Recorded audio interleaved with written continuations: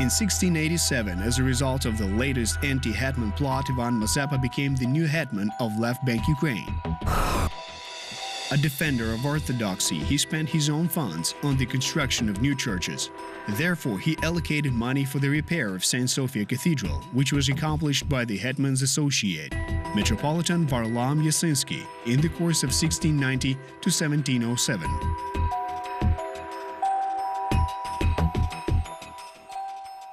$50,000 gold coins were spent on building on the second floors over single-tier open galleries to disassemble archways and turn galleries into enclosed spaces where the side altars are located.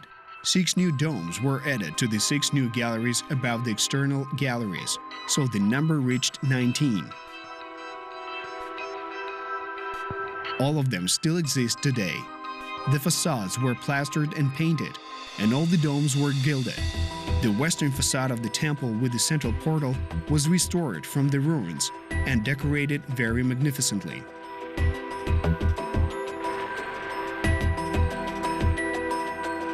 As a result of all the repair and restoration works, Sophia of Kiev was transformed from being a colorful representative of the Byzantine style into a masterpiece of Ukrainian Baroque. The style that appeared was the result of a combination of local architectural traditions and European Baroque, and it reached its highest stage of development when Ivan Mazepa was hetman. And that is why the style is also called Mazepa Baroque.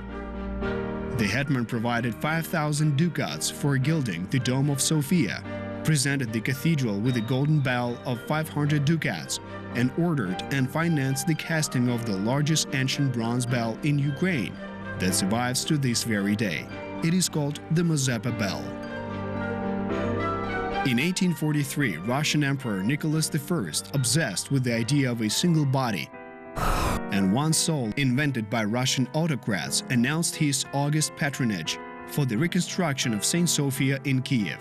The works took place under the direction of Petersburg academic Fyodor Solntsev.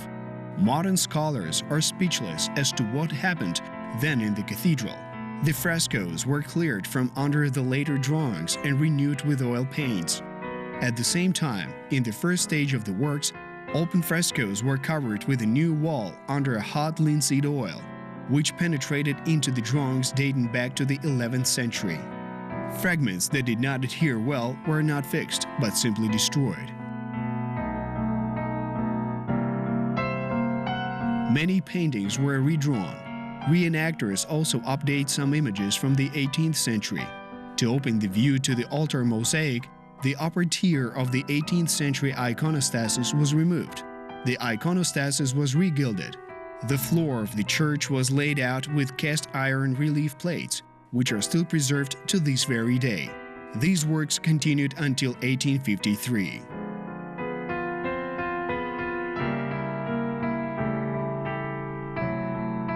But after 30 years, the second stage of restoration began, which provided the installation of a heating system, the restoration of the western porch, also the elimination of the consequences of the first stage of restoration.